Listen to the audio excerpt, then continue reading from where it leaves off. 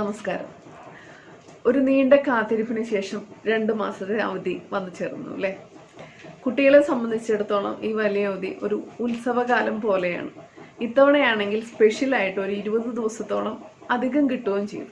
പക്ഷെ ആ അധിക ദിവസത്തിന്റെ സന്തോഷമെല്ലാം കുട്ടികൾക്കും ഏകദേശം വലിയവർക്കും 2 ദിവസം കൊണ്ട് തീർന്നു.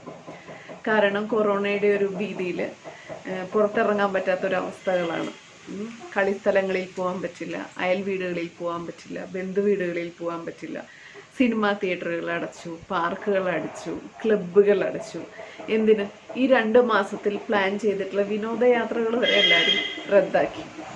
2 ദിവസം കൊണ്ട് അവധിയുടെ സന്തോഷം എല്ലാവർക്കും തീർന്നു. സ്ഥിരമായിട്ട് ടിവിയുടെയും കമ്പ്യൂട്ടറിൻ്റെയും ഫോണിൻ്റെയും ഒക്കെ മുമ്പിൽ കൂട്ടിയിരിക്കുക എന്നുള്ളത് ആർക്കും പോരാണല്ലേ. അങ്ങനെ ഒരു അവസ്ഥയിലേക്ക് നമ്മുടെ മക്കളെയും നമ്മൾ തള്ളിവിടേണ്ട ഉദ്ദേശമില്ല. അതുകൊണ്ട് നമ്മൾ ഈ 2-2.5 മാസം അവരുടെ കൂടെ നിന്നേ മതിയാവും. നമ്മളുടെയും ഒപ്പം അവരുടെയും ആരോഗ്യകാര്യത്തിൽ നമുക്ക് ശ്രദ്ധ വേണം. അതോടൊപ്പം തന്നെ മാനസികവും ശാരീരികമായ അവരുടെ കളികളിലേക്കും നമുക്കൊരു ശ്രദ്ധ വേണം. വലിയ ബോറടിപ്പിക്കാതെ അവരുടെ ഈ ഒരു 2 മാസം നമുക്ക് ചിലവഴിക്കാനുള്ള ചില പൊടിക്കൈകളാണ് ഞാൻ 2-3 എപ്പിസോഡുകളായിട്ട് നിങ്ങളുടെ മുമ്പിൽ അവതരിപ്പിക്കാൻ ഉദ്ദേശിക്കുന്നത്. കൂടുതൽ അവരെ വായനകളിലേക്ക് നമുക്ക് തിരിച്ചുവിടാം. അതിന് കഥ കേൾക്കാൻ ഒരു ഇൻട്രസ്റ്റ് അവർക്ക് വേണം അല്ലേ. നല്ല രീതിയിൽ ചെറിയ ചെറിയ കഥകൾ നമുക്ക് നമ്മൾ അവർക്ക് ഭംഗിയായിട്ട് പറഞ്ഞു കൊടുക്കാം. അപ്പോൾ വായനയിലേക്കുള്ളൊരു താല്പര്യം അവർക്ക് പതുക്കെ വരും. പിന്നെ ആർട്ട്, ക്രാഫ്റ്റ്, ചെറിയ ചെറിയ പെയിൻറ്റിങ്, അങ്ങനെയുള്ള കുറച്ച് കാര്യങ്ങളിലേക്ക് അതിനൊന്നും വലിയ ചിലവില്ല അല്ലേ.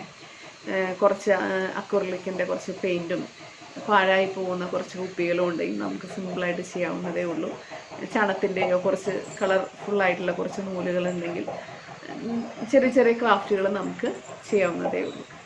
അപ്പോൾ 2-3 എപ്പിസോഡുകളായിട്ട് ചെറിയ ചെറിയ വീഡിയോകളായിട്ട് നിങ്ങളുടെ മുമ്പിലേക്ക് ഞാൻ വരുന്നു, സ്വീകരിക്കുന്നു. നന്ദി. അപ്പോൾ വെക്കേഷനൊക്കെ അല്ലേ, നമുക്ക് കൊറോണ ആയത് കാരണം നമുക്ക് പുറത്തൊന്നും പോകാൻ പറ്റില്ല അല്ലേ. അപ്പം നമുക്ക് എന്ത് ചെയ്യാം, വീടിൻ്റെ ഉള്ളിലിരുന്ന് മാക്സിമം നമുക്ക് നല്ല നല്ല കളികളും കഥകളും ഒക്കെ ആയിട്ട് നമുക്ക് സ്പെൻഡ് ചെയ്യാം. അപ്പം അമ്മയില്ലേ, നോക്കിക്കേ, ഉണ്ടോ ഹിതോപദേശ കഥകൾ എന്ന് പറഞ്ഞിട്ടുള്ളൊരു പുസ്തകത്തിലെ കഥയാണ് പറഞ്ഞുതരാൻ പോകുന്നത് കേട്ടോ. ഡോക്ടർ KS രവികുമാർ എന്ന ചേട്ടനാണ് ഈ കഥകൾ പരിവർത്തനം ചെയ്തിട്ടുള്ളത്. അതായത് ഇത് വേറെ ഭാഷയിലാണ് എഴുതിയിട്ടുള്ളത്. അപ്പം നമുക്ക് മനസ്സിലാവുന്ന ഏതാ, മലയാളമല്ലേ ഉള്ളൂ. അപ്പം മലയാളത്തിലേക്ക് മാറ്റിയിട്ടുണ്ട്. ഈ ഹിതം എന്ന് പറഞ്ഞാൽ എന്താ അർത്ഥം എന്നറിയോ നിങ്ങൾക്ക്? ഇല്ല. ഹിതം എന്ന് പറഞ്ഞിട്ടുണ്ടെങ്കിൽ ഗുണകരമായ, ഗുണം എന്ന് പറഞ്ഞാൽ നമുക്ക് യൂസ്ഫുൾ ആയിട്ടുള്ള നന്മ ചെയ്യാൻ പറ്റുന്ന കാര്യങ്ങൾ അല്ലേ. നമുക്ക് ഗുണമുള്ള കാര്യങ്ങൾ നമുക്ക് മനസ്സിലാവണ്ടേ, നമുക്ക് മറ്റുള്ളവർക്ക് നന്മ ചെയ്യണ്ടേ, എന്നാലല്ലേ നമുക്ക് നല്ല ആളുകളാവാൻ പറ്റുള്ളൂ. അപ്പം അങ്ങനെയുള്ള കഥകളാണ് ഇതിൻ്റെ അകത്തെ കഥകൾ. ഏകദേശം 100 കഥകളോളം ഉണ്ട്. അമ്മ ഓരോ ദിവസം ഓരോ കഥകൾ പറഞ്ഞുതരാം. അപ്പം ഇന്ന് അമ്മ പറഞ്ഞുതരാൻ പോകുന്നത് അത്യാഗ്രഹിയുടെ അനുഭവം എന്ന കഥയാണ്. എന്താണ്? അപ്പൊ തുടങ്ങല്ലേ നമ്മള്. അപ്പൊ കേട്ടോട്ടോ. അപ്പൊ ഏതെങ്കിലുമൊക്കെ വാക്കുകൾ നിങ്ങൾക്ക് മനസ്സിലായില്ലെങ്കിൽ അമ്മയോട് ചോദിക്കണം. ഓക്കെ. അമ്മയ്ക്ക് തൊണ്ട ചെറിയ പ്രശ്നമുണ്ട് കേട്ടോ, നോ പ്രോബ്ലം. പാതയോരത്തുള്ള ഒരു കുളം. പാത എന്ന് പറഞ്ഞാൽ എന്താ, വഴി, നമ്മൾ പോണ വഴിയില്ലേ, റോഡിന്റെ സൈഡിലുള്ള ഒരു കുളം. കുളത്തിന്റെ പടവുകളിൽ ഒന്നിൽ ഒരു വയസ്സൻ കടുവ ഇരിപ്പുണ്ട്. പടവ് എന്ന് പറഞ്ഞാൽ എന്താ, സ്റ്റെപ്പ് കേട്ടോ. സ്റ്റെപ്പിൽ ഒരു കടുവ ഇരിക്കുക. വയസ്സായാൽ എന്തായിരിക്കും കാര്യം, പഴയ പോലെ ഓടാനും ചാടാനും ഒക്കെ പറ്റുമോ? അപ്പൊ മിക്കവാറും പട്ടിണി ആയിരിക്കും അല്ലേ. അപ്പൊ സൂത്രം കൊണ്ടേ അവന് കഴിക്കാനുള്ള എന്തെങ്കിലും കിട്ടുള്ളൂ. അപ്പൊ എന്താ അവന്റെ സൂത്രം എന്ന് നമുക്ക് നോക്കാം. കടുവ ആരെ പോലെ ഇരിക്കണേന്നറിയോ? ഒരു സന്യാസിനെ പോലെയാണ് ഇരിക്കുക. സന്യാസി ആരാന്നറിയോ? മുനി അല്ലേ. കയ്യിൽ ഒരു ജപമാല. ജപമാല എന്ന് പറഞ്ഞാൽ ഈ കൊന്തയൊക്കെ പോലെ സ്വാമിമാരുടെ കയ്യിലുള്ള മാലയില്ലേ, രുദ്രാക്ഷത്തിന്റെ മാല. മറ്റേ കൈ വലിയൊരു സ്വർണവള. അതെന്തിനാണ് കടുവയ്ക്ക് സ്വർണവള? നോക്കാം അല്ലേ. വഴിയിലൂടെ ആരെങ്കിലും നടന്നു വരുന്നത് കണ്ടാൽ ഉടൻ വള ഇങ്ങനെ ഉയർത്തിപ്പിടിച്ചുകൊണ്ട് കടുവ പറയും. എന്താ പറയാ? ഹേ യാത്രക്കാരാ, ഈ സ്വർണവെള്ള കണ്ടോ? ഇത് നിങ്ങൾക്ക് തരാം, ഇങ്ങോട്ട് വരൂന്ന് പറയും. സ്വർണവള കണ്ട എല്ലാവർക്കും ഇഷ്ടമാണല്ലോ. പക്ഷെ എല്ലാ യാത്രക്കാരും ചെല്ലുവോ? എന്താ കാര്യം? കടുവ പുലിയാണ്, കടുവയാണ്. കടുവ നമ്മളെ ഉപദ്രവിക്കും, തിന്നും. അപ്പൊ കടുവയുടെ സ്വഭാവം എല്ലാവർക്കും അറിയാം. എത്ര സന്യാസിയുടെ ഭാവത്തിലിരുന്നാലും അവന്റെ ഉള്ളിൽ എന്താണെന്ന് ആർക്കറിയാം? ആളുകൾക്കറിയാം, അല്ലേ? വയസ്സനാണ്, എന്നാലും കടുവ ആരാണ്? കടുവ തന്നെയാണ്. ഇതെന്താ മുതൽ കടുവ? പുലി പുലി, കടുവ കടുവ. ഓക്കെ. അടുത്ത് എന്നാൽ എന്താണ്? ജീവൻ പോകുന്നുള്ള ഉറപ്പാണ്. അപ്പൊ ആരെങ്കിലും സ്വർണ്ണവളയല്ല എന്ത് കിട്ടിയാലും പോവോ? ജീവനേക്കാൾ വലുതായിട്ട് എന്തെങ്കിലും ഉണ്ടോ? ഇല്ല. കടുവ കുറേ നേരം കാത്തിരുന്നു. അങ്ങനെ കാത്തിരുന്നപ്പോ ഒരാൾ അതുവഴി ഇങ്ങോട്ട് നടന്നു വന്നു. കേട്ടോ? അയാൾ ആരാണ്? സാധാരണ ഒരു മനുഷ്യനല്ല കേട്ടോ, ഭയങ്കര അത്യാഗ്രഹിയായിട്ടുള്ള ഒരു മനുഷ്യൻ. ഗ്രീഡി എന്ന് പറയും ഇംഗ്ലീഷിൽ. അതായത് എത്ര കിട്ടിയാലും, ഇപ്പൊ ഒരു എക്സാമ്പിൾ പറഞ്ഞിട്ടുണ്ടെങ്കിൽ നമുക്കൊരു 2 ചോക്ലേറ്റ് കിട്ടി, അപ്പൊ നമുക്ക് ഒന്നും കൂടെ കിട്ടണമെന്ന് വിചാരിച്ചു. 10 എണ്ണം കിട്ടി, വീണ്ടും കിട്ടണമെന്ന് വിചാരിച്ചു. അതെന്താണ്? വീണ്ടും വീണ്ടും വീണ്ടും ചോക്ലേറ്റിൽ എന്താണെങ്കിലും എത്ര കിട്ടിയാലും പോരാ എന്നുള്ളൊരു ആഗ്രഹമാണ്. അതാണ് അത്യാഗ്രഹി, അല്ലേ? കടുവയുടെ വിളി കേട്ടപ്പോൾ അയാൾ ഒന്ന് തിരിഞ്ഞു നിന്നു. കേട്ടാ, സ്വർണ്ണവള കിട്ടുമല്ലോ. മണ്ടൻ, ജീവൻ പോയിട്ട് എന്ത് സ്വർണ്ണവള, അല്ലേ? അപ്പൊ അയാൾക്കൊരു ചെറിയ താല്പര്യം വന്നു, ഒരു ആഗ്രഹം, അല്ലേ? സ്വർണ്ണവളയല്ലേ? എങ്കിലും കടുവയുടെ അടുത്തേക്ക് ചെല്ലാൻ അയാൾക്ക് പേടിയുണ്ട് സംഭവം. അപ്പൊ വള കിട്ടുവോ വേണം, പേടിയുണ്ട്. സ്വർണ്ണവളയാണെങ്കിലും ഇരിക്കുന്നത് എവിടെയാണ്? നീ പുലിയുടെ വീടില്ല താരു, കടുവയുടെ കയ്യില്. കയ്യിൽ.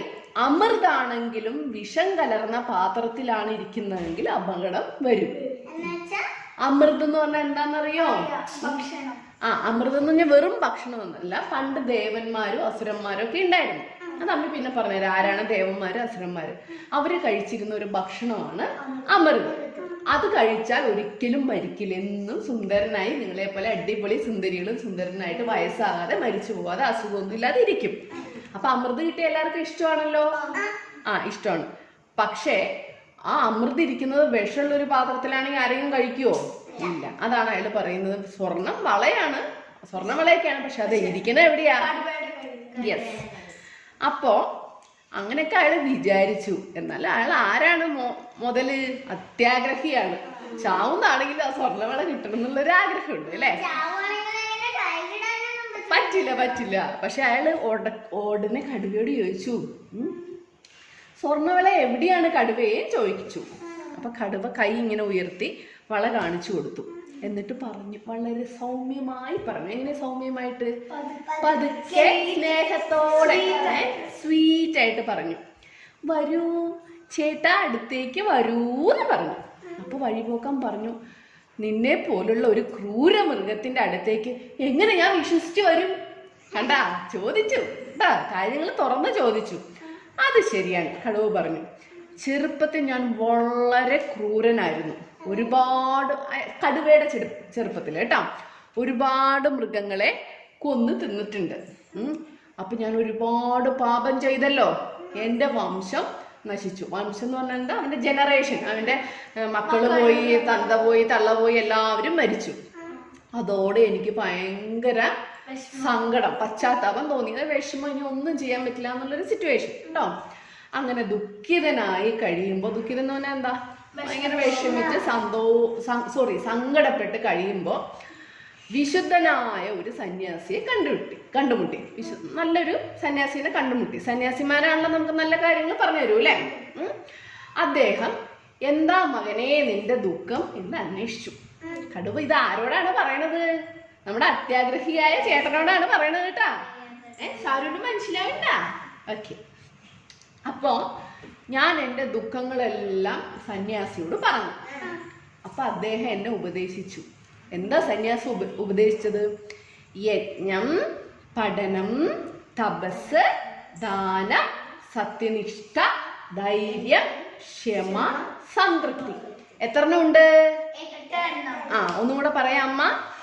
യജ്ഞം എന്ന് പറഞ്ഞാൽ എന്താണ്? നമ്മളൊരു കർമ്മം ചെയ്യുക, അല്ലെ? നിങ്ങളുടെ കർമ്മം എന്താ? അതായത് ഇപ്പൊ മുത്തിന്റെ കർമ്മം എന്താ? രാവിലെ എഴുന്നേൽക്കുക, പല്ല് തേക്കുക, കുളിക്കുക, ഭക്ഷണം കഴിക്കുക, സ്കൂളിൽ പോവുക, നല്ല മിടുക്കിയായി പഠിക്കുക, അപ്പനെ അമ്മേനെ അമ്മാമ്മേനെ ഒക്കെ സ്നേഹിക്കുക. ഇപ്പൊ മുത്തിന് ആ ഒരു കർമ്മമല്ലേ ഉള്ളൂ, അല്ലേ? കുറച്ചുകൂടെ വലുതായാൽ എന്താണ്? ജോലി ചെയ്യാന്നുള്ള കർമ്മം ഉണ്ടാവും. കുറച്ചും കൂടെ വലുതായാൽ എന്താണ്, നിങ്ങളെ പോലെയുള്ള കുഞ്ഞാവന്മാരെ നോക്കണം, അത് കഴിഞ്ഞ് അമ്മാമ്മേനെ അച്ഛനെയൊക്കെ നോക്കണം. അപ്പൊ ഓരോ പ്രായത്തിലും എന്തുണ്ടാവും, ഓരോ കർമ്മം ഉണ്ടാവും. അതാണ് യജ്ഞം. അപ്പൊ അത് ചെയ്യണം, പഠിക്കണം, അല്ലെ? അതറിയാലോ. തപസ് ചെയ്യണം. തപസ് എന്ന് പറഞ്ഞാൽ നമ്മൾ ധ്യാനിക്കണം. മെഡിറ്റേഷൻ, ധ്യാനം. അതായത് നമ്മുടെ മനസ്സൊക്കെ ശാന്തമായിരിക്കാനുള്ള ഒരു പരിപാടിയാണ് തപസ്. ദാനധർമ്മം ചെയ്യണം. അതായത് മറ്റുള്ളവർക്ക്, പാവപ്പെട്ടവർക്കും അർഹത ഉള്ളവർക്കും നമ്മൾ കാശോ ഭക്ഷണമോ വസ്ത്രമോ എന്തെങ്കിലും നമ്മുടെ കയ്യിലുള്ളത് പോലെ കൊടുക്കണം. സത്യനിഷ്ഠ, സത്യം മാത്രം പറയുകയും പ്രവർത്തിക്കുകയും ചെയ്യണം. ധൈര്യം. എന്തിനാണ് ധൈര്യം? എന്താണെന്നറിയാലോ? മണ്ടത്തരം കാണിക്കാനല്ല, ധൈര്യം വേണം. ക്ഷമ. ക്ഷമ എന്ന് പറഞ്ഞാൽ എന്താണെന്നറിയാലോ? ക്ഷമിക്കുക. സംതൃപ്തി. സംതൃപ്തി എന്ന് പറഞ്ഞാൽ എന്താണ്? ഒരു കേക്കിന്റെ ഒരു പീസ് കിട്ടിയാൽ അത് തിന്നു, സന്തോഷം, അല്ലെ? ഒരു മിഠായി കിട്ടിയ സന്തോഷം. നമുക്ക് കിട്ടിയത് കൊണ്ട് നമ്മൾ സംതൃപ്തിപ്പെടുക. അപ്പൊ ഈ 8 കാര്യങ്ങളാണ് എന്ത്, ജീവിതത്തിൽ പുലർത്തിയാൽ നമുക്ക് എന്ത് കിട്ടും? യഥാർത്ഥത്തിലുള്ള ശരിയായിട്ടുള്ള മനസ്സിന്റെ സുഖം. ചിലർക്ക് എന്തുണ്ടെങ്കിലും സന്തോഷം ഉണ്ടാവുമോ?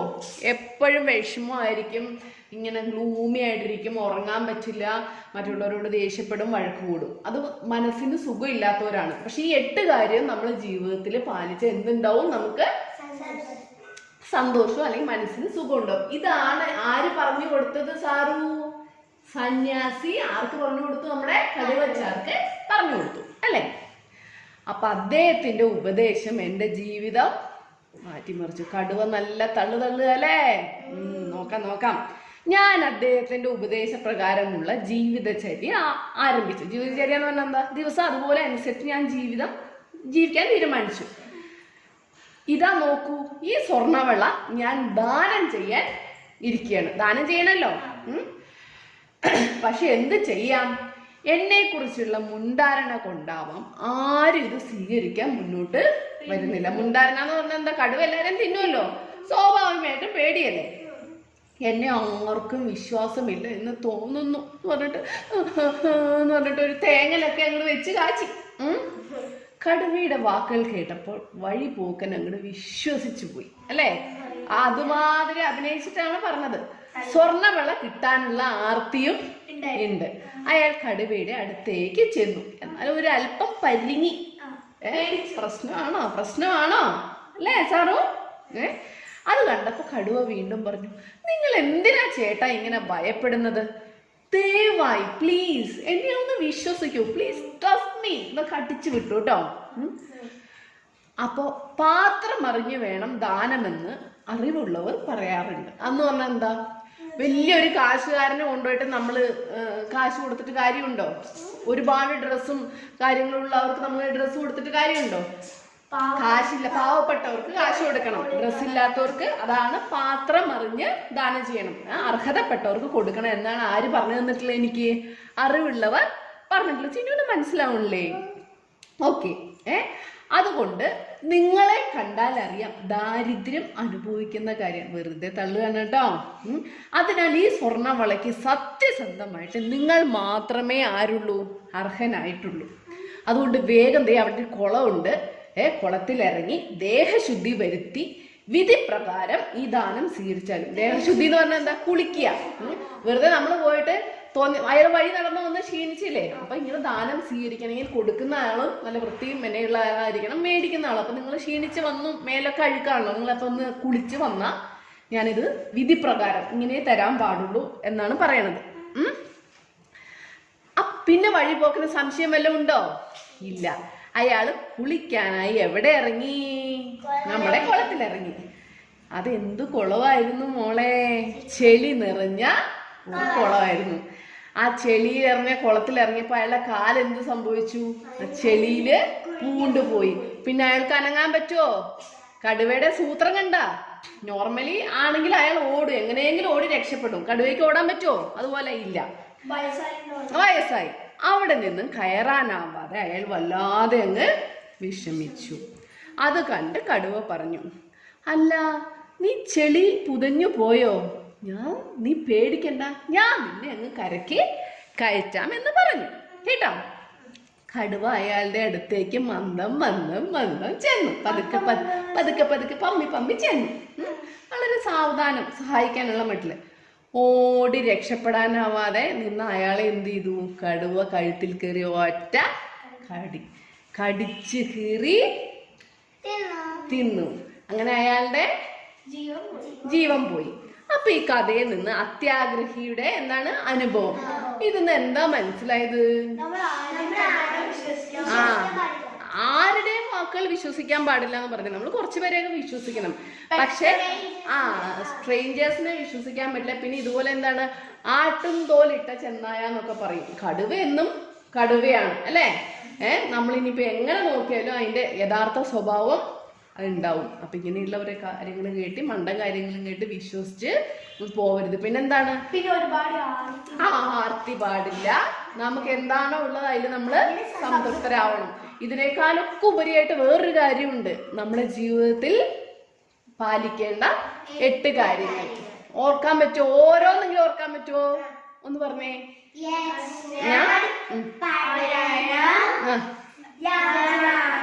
ദാനം, സംതൃപ്തി, പിന്നെ ക്ഷമ. Very good. പിന്നെ സത്യനിഷ്ഠ അല്ലെങ്കിൽ സത്യസന്ധത. ധൈര്യം പറഞ്ഞോ? ദാനം പറഞ്ഞോ? തപസ് പറഞ്ഞോ? പിന്നെ നിങ്ങക്ക് അധികം ഇഷ്ടമില്ലാത്തൊരു കാര്യം വിട്ടുപോയല്ലോ, പഠനം. പഠനം കേട്ടോ. അപ്പൊ യജ്ഞം, പഠനം, തപസ്, ദാനം, സത്യനിഷ്ഠ, ധൈര്യം, ക്ഷമ, സംതൃപ്തി. എല്ലാം ഒന്നും നമുക്ക് ഒരുമിച്ച് പാലിക്കാൻ കഴിയില്ല. എന്നാലും നമ്മളെ പറ്റുന്ന കാര്യങ്ങൾ, നന്മയുള്ള കാര്യങ്ങൾ നമ്മൾ പാലിച്ചാൽ നമുക്ക് നല്ല കുട്ടികളായി മിടുക്കരായിട്ട് വളരാൻ പറ്റും. അപ്പൊ എല്ലാവർക്കും കറി ഇഷ്ടായോ? നിർത്തല്ലേ? Okay, thank you so much.